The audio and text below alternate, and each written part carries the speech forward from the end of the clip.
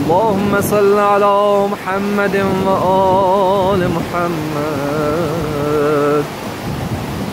اللهم كن لوليك الحجة ابن الحسن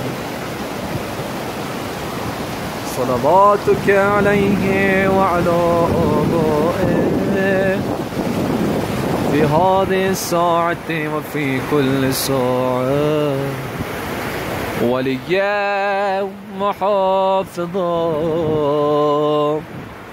وقائدا وناصرا ودليلا وعينا حتى تسكنه أرضك طوعا وتمتعه فيها طويلا. اللهم عجل لوليك الفرج، اللهم عجل لوليك الفرج، اللهم عجل لوليك الفرج.